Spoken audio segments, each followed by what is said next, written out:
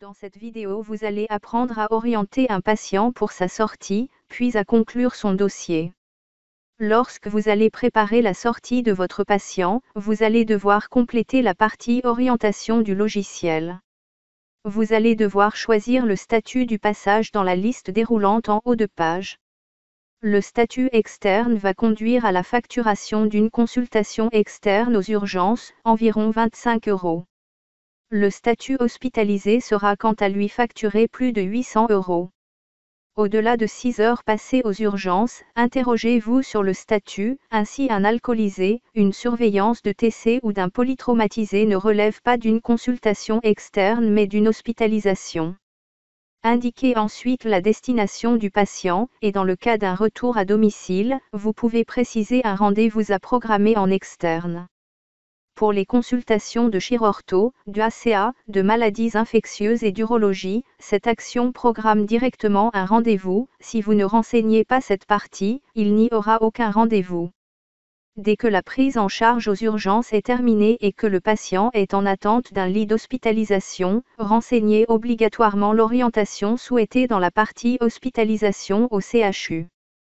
Cela va générer une alerte dans le bandeau patient, ce qui va permettre à la cellule de gestion des lits de commencer à chercher une place. Cela va également permettre de connaître la durée d'attente d'un lit d'hospitalisation. Lorsque le service de destination du patient est connu, indiquez-le en complétant l'UF du service dans lequel ira le patient, qui peut être différent du service souhaité. La loupe vous permettra une recherche du service par mots-clés, ou par UF. Vos différentes orientations apparaîtront sur le plan de soins sous la forme de différentes icônes. Une maison verte indique un retour à domicile.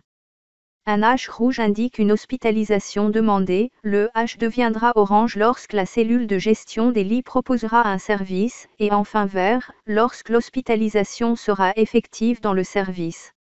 Avant de conclure un dossier patient, le médecin senior devra obligatoirement inscrire sa conclusion senior.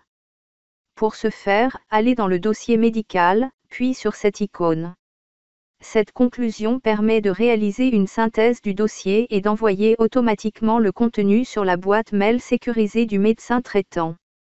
Il peut arriver d'avoir à ajouter des informations après la clôture d'un dossier, comme des résultats de CBU, des comptes rendus d'imagerie. Vous pouvez alors utiliser l'icône Information après clôture du dossier.